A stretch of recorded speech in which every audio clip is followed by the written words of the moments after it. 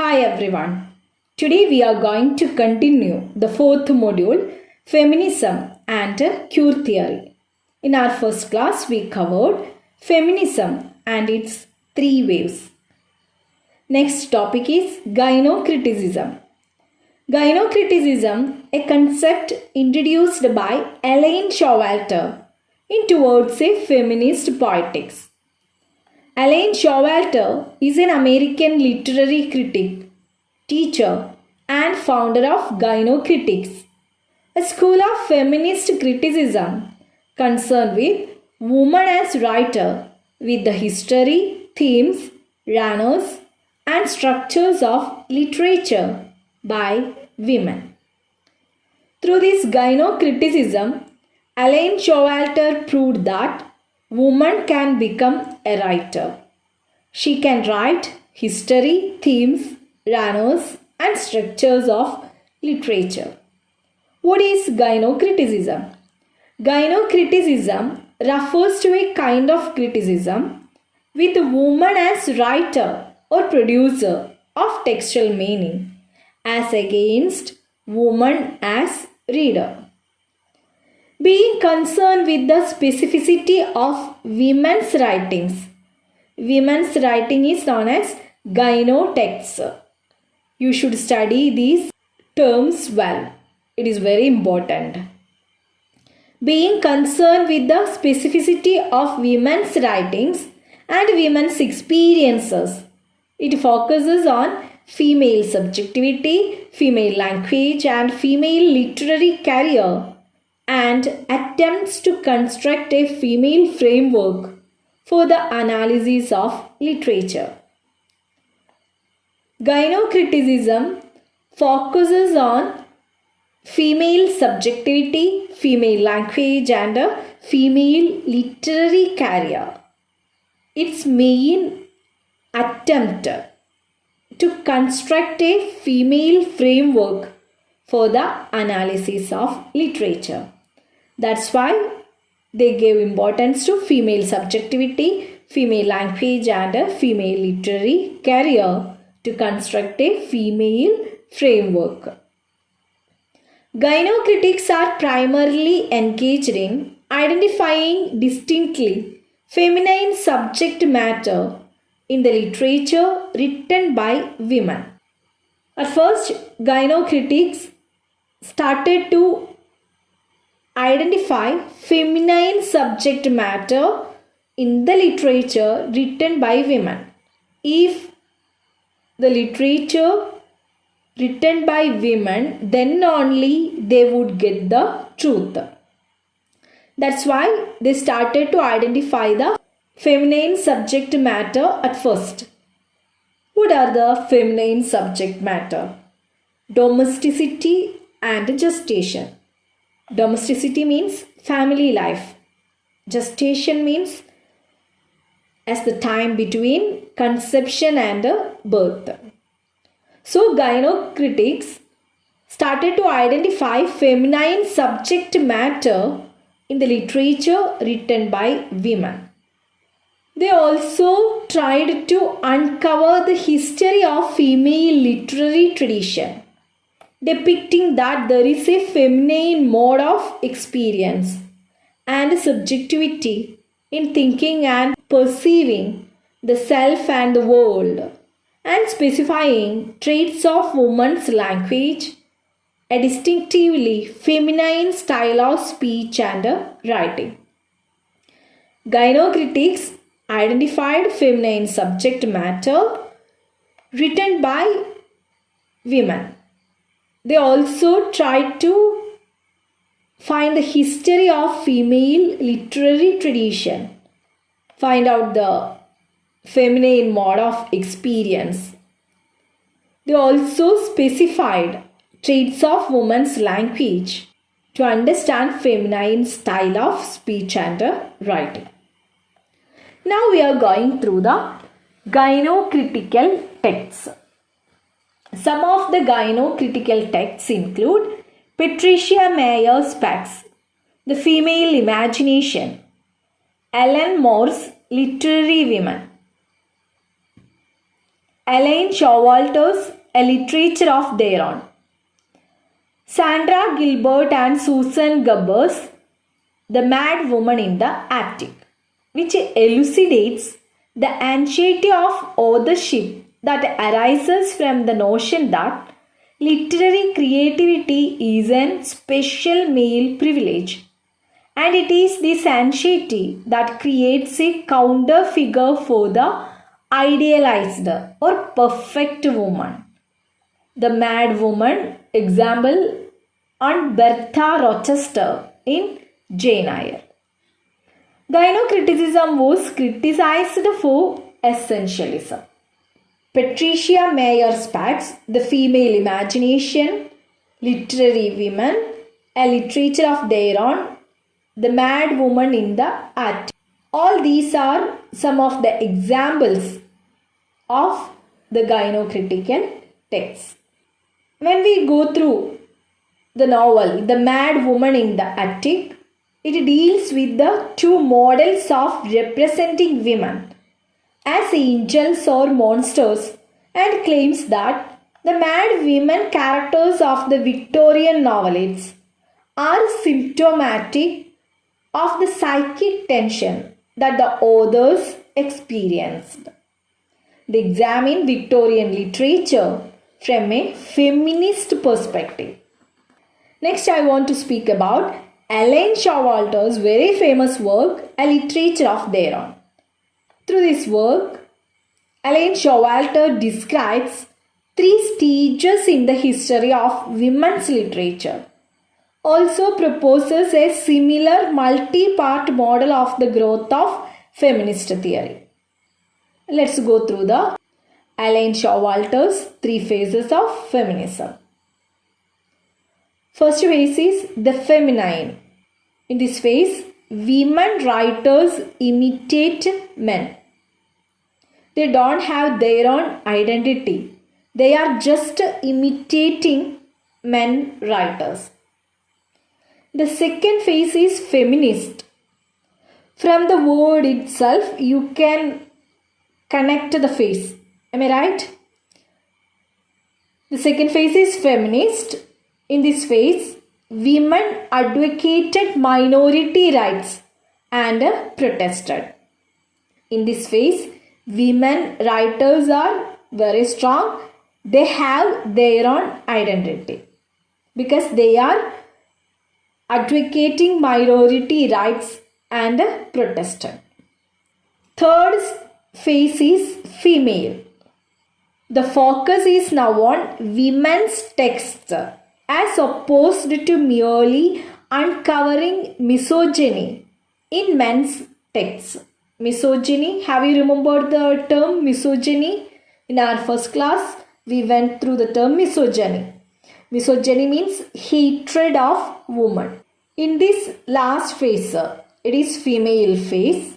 Women writers opposed to misogyny in men's texts. So they are very strong. I think all of you got a clear idea about Elaine Showalter's 3 phases of feminism. First one, feminine. In this phase, women don't have their own identity. They are just imitating men. Next one, feminist. They are very strong. They are fighting for their rights. Last one is female. Here also women writers are strong. They are opposed to uncovering misogyny in men's texts. Gynocriticism or gynocritics is the term coined in the 70s by Elaine Showalter to describe a new literary project intended to construct a female framework for the analysis of women's literature. By expanding the historical study of women writers as a distinct literary tradition, gynocritics sought to develop new models based on the study of female experience to replace male models of literary creation and so map the territory left unexplored in earlier literary criticisms. Gynocriticism also examines the female struggle for identity and the social construct of gender. According to Showalter, gynocritics is the study of not only the female as a gender status but also the internalized consciousness of the female. The uncovering of the female subculture and exposition of a female model is the intention of gynocriticism, comprising recognition of a distinct female canon where a female identity is sought free from the masculine definitions and oppositions. That's why I repeated the same thing. The program of the gynocritics was to construct a female framework for the analysis of women's literature to develop new models based on the study of female experience rather than to adapt male models and theories.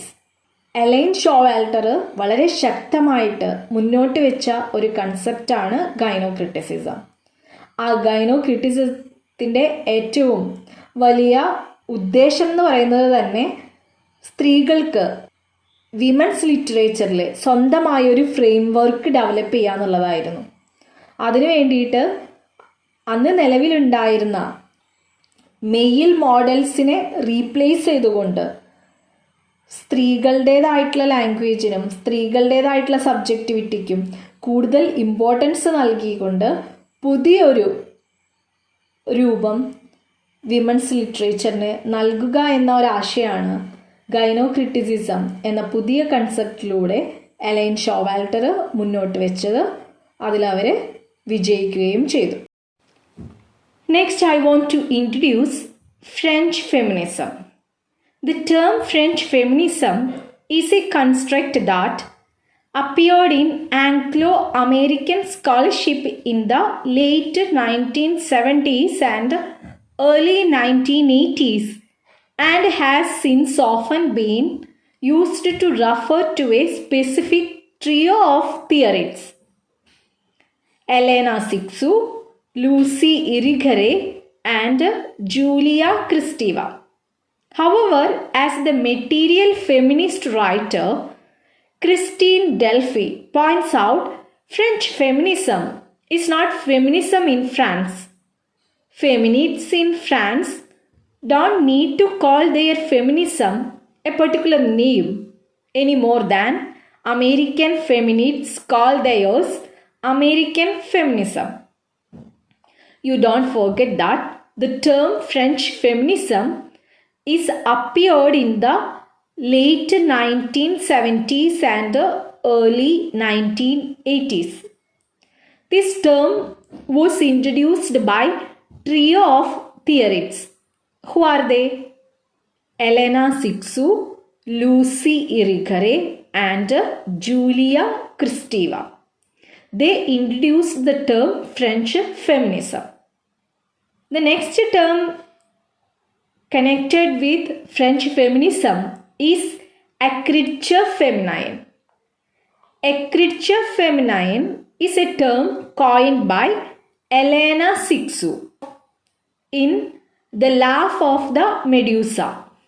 It was published in 1976, meaning literally feminine writing. Using Lacan's ideas that the structure of language is centered by the phallus. What is phallus? Phallus is a symbol of power and fertility as well as male sexuality. And that language within the symbolic order is representational, where a single signifier is connected to a single signified.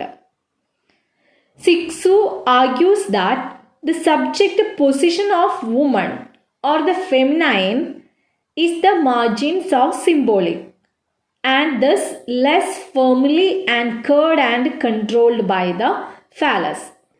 അക്രിച്ചർ feminine എന്ന പുതിയൊരു term introduce ചെയ്തുകൊണ്ട് Helene Cixous നമ്മെ ഓർമ്മിപ്പിക്കുന്നത് feminine writing എന്താണെന്നുള്ളതാണ്.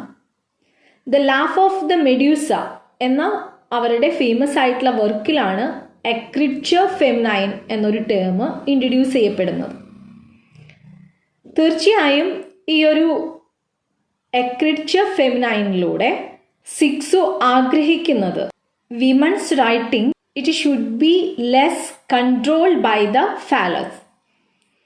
തീർച്ചയായിട്ടും സ്ത്രീകളുടെ എഴുത്ത് എന്ന് പറയുന്നത് പുരുഷാധിപത്യ എഴുത്തിൽ നിന്ന് വ്യത്യസ്തമായിരിക്കണം. സ്ത്രീകൾക്ക് സ്വന്തമായി തനതായ ഒരു ശൈലിയിലൂടെ അവരുടേതായിട്ടുള്ള അനുഭവങ്ങളും കാഴ്ചപ്പാടുകളും വിവരിക്കാനായിട്ട് സാധിക്കണം. So it is not in the symbolic order. Symbolic order, it connects with the male writers. They are using symbolic order. We will discuss it in later. Acriture feminine refers to a uniquely feminine style of writing characterized by disruptions in the text, such as gaps, silences, puns, new images and so on. Puns means double meaning. It is eccentric, incomprehensible and inconsistent, and the difficulty to understand it is assigned to centuries of suppression of the female voice, which now speaks in a borrowed language. When we go through acriture feminine, we can see that it is following feminine style of writing. It starts to make the disruptions in the text. It is focusing the gaps, silences, puns, new images, etc. Acriture feminine is strange. We can't easily understand. It is not permanent. That's why we can say that acriture feminine is eccentric, incomprehensible and inconsistent. It is very difficult to understand and assigned to centuries of suppression of the female voice. Why? Because they are speaking their suppressions in a borrowed language. So they can't express all their feelings in the correct way. Believed to originate from the mother in the stage of the mother-child relation before the child acquires the male-centered verbal language. This pre-linguistic and unconscious potentiality show itself in those literary texts which, ending all repressions, undermine and subvert all significations, the logic and the closure of the phallocentric language, and opens into a joyous free play of meanings. Phallocentric means focused on a symbol of male dominance. പുരുഷാധിപത്യമുള്ള ഭാഷ. That it is called phallocentric language. സിക്സു അവകാശപ്പെടുന്നത് എക്രിച്ചർ feminine അമ്മയും കുഞ്ഞും തമ്മിലുള്ളൊരു relation പോലെയാണ്. എന്നാൽ കുഞ്ഞ് പുരുഷാധിപത്യമുള്ള ഭാഷ പഠിക്കുന്നതിന് മുൻപുള്ള സ്റ്റേജാണ്. So this pre-linguistic and unconscious potentiality show itself in those literary texts which, ending all repressions, undermine and destroy all importance, the logic and the closure of phallocentric language, and opens into a joyous free play of meanings. ഈ ഒരു എക്രിച്ചർ ഫെമിനൈനിലൂടെ എന്നേക്കുമായി ഫാലോസെൻട്രിക് language അവസാനിപ്പിക്കാനാണ് ശ്രമിക്കുന്നത്. Then only they can find out the new words and express their feelings with a joy. Using Derrida's idea of play, however, Sixu notes that woman is decentered and therefore freer to move and create. Decentered means remove from a primary place or central role. So woman is free to move and create. An early and influential claim for the relevance of binary oppositions for feminism is Sotis, an essay published in 1975 by the French writer and literary critic Hélène Cixous. We are going to speak about Hélène Cixous' very famous work Sotis. It was published in 1975. Hélène Cixous is a French writer and a literary critic. Sotis begins with the dramatic question, where is she? Where is woman? And then presents the following list: activity or passivity, sun or moon, culture or nature, day or night, father or mother, head or heart, intelligible or sensitive, logos or pathos. Cixous continues has always worked by dual hierarchized oppositions. Next we are going through Lucy Irigaray.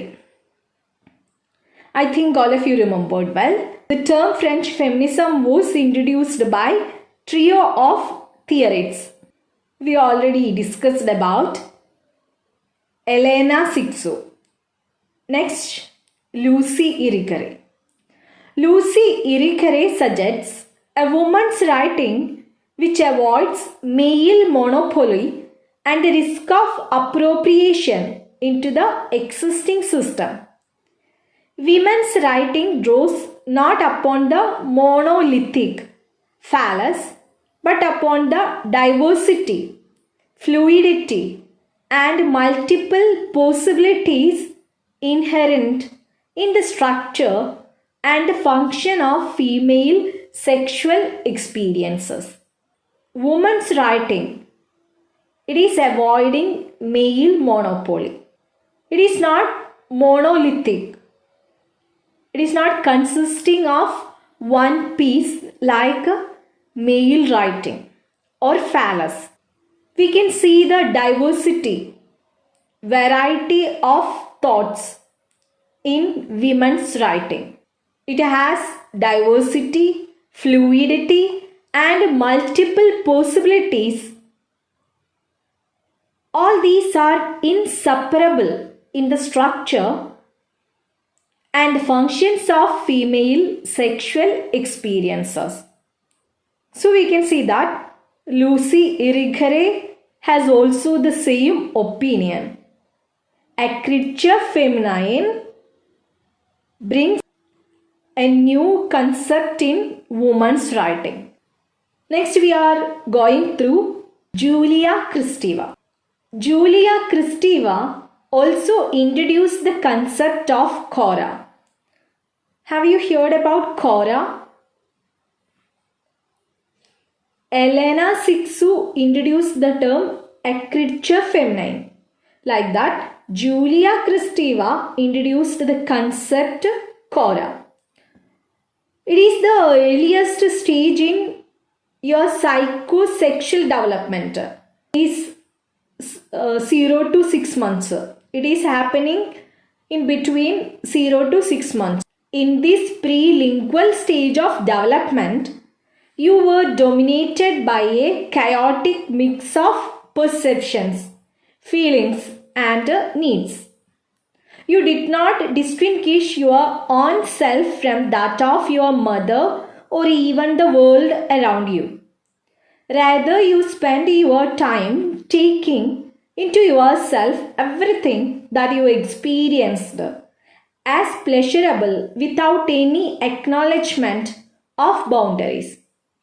This is in the stage when you were closest to the pure materiality of existence, or what Lacan terms the real. At this stage, you were, according to Kristeva, purely dominated by your drives, both life drives and the death drives. Life drives, its instincts are those which deal with basic survival, pleasure, and reproduction. These instincts are essential for sustaining the life of the individual as well as the continuation of the species. The concept of the death instincts was initially described in Beyond the Pleasure Principle, in which Freud proposed that the goal of all life is death. So you don't forget that Julia Kristeva introduced the concept of Cora. She connects it with the Lacan terms the real. According to Kristeva, it is purely dominated by your life drive and death drive. So Julia Kristeva introduces the concept of Cora, pre-Oedipal and unsystematized signifying process centered on the mother, which she calls the semiotic, which is repressed on the acquisition of the father-controlled, syntactically ordered logical language, the symbolic. She has also the same opinion of Lucy Irigaray. She says a creature feminine is following semiotic style. It is not symbolic. It is systematically ordered. It has a logical language because it is father controlled language, because it is the writings of men. In the case of the semiotic, language can break out in a revolutionary way as a heterogeneous, destructive causality that disrupts and disperses the authoritarian subject and strikes free of the oppressive order and rationality of our standard discourse, which, as a product of the law of the father, consigns women to a negative and marginal status. Heterogeneous means diverse in character. Causality means the relationship between cause and effect. So she has the same opinion like Elena Sixu and Lucy Irigaray. While masculine language represents the symbolic, it is linear, authoritative and realistic. I think all of you remembered well, symbolic is the language of men. Masculine language represents the symbolic. So, the masculine language is linear. It is involving in a single dimension. At the same time, it is authoritative and realistic. A creature feminine behaves like the semiotic, disrupts the symbolic and threatens to release chaos where there is order. But a creature feminine is entirely different from masculine language. It is semiotic because it disrupts the symbolic and also threatens to release the confusion where there is order. Emily Dickinson poetry is filled with strange images, breaks and poses that display the use of a creature feminine. Similarly, Kristeva locates a creature feminine in the experimentative forms of avant-garde and modernist writers. What is avant-garde? Avant-garde are people or works that are experimental, radical, or unorthodox with respect to art, culture, or society. The idea of écriture feminine comes from the idea stemming from Freud that women are incomprehensible, less moral, less sensible than men. Freud calls women the dark continent, and Sixu uses that as a metaphor to celebrate the lack of control possible over the position of woman in the phallogocentric symbolic order. Feminine writing is associated with the Lacanian real, with the maternal body, which is barred from the symbolic order. She associates representational writing with the symbolic and non-representational writing with the female and maternal bodies. Feminine writing does not belong exclusively to females. Sixu contradictorily asserts that écriture feminine comes from the female body and that men can write from that position as well. She describes écriture feminine through a variety of metaphors, including milk, orgasm, honey, and the ocean. She claims that écriture feminine serves as a disruptive and deconstructive force, shaking the security and stability of the phallogocentric symbolic order, and therefore allowing more play in gender, writing, and sexuality for all language using subjects. What made French feminism so popular, some would say, had to do with the traditional seductiveness of things, French, and the inferiority complex experienced by US women in relation to the sophisticated style of their continental sisters. For French feminists, women's desire is what is most oppressed and repressed by patriarchy, and what most needs to find expression, an all but impossible task, since according to them, language is itself patriarchal. We can just summarize the points of écriture feminine, the characteristics of écriture feminine, the issue of the female body and sexuality.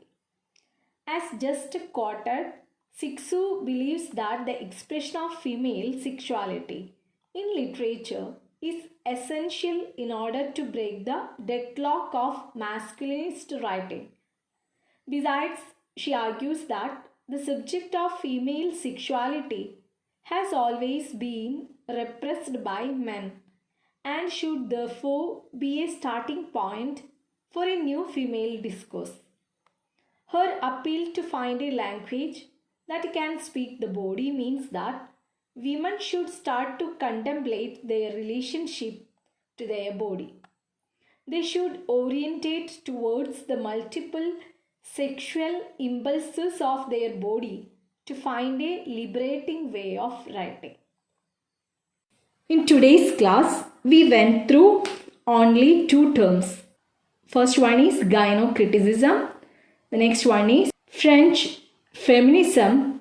Relating that, we also studied what it is écriture feminine. Dear students, go through these three topics well. Take care, stay at home. Thank you.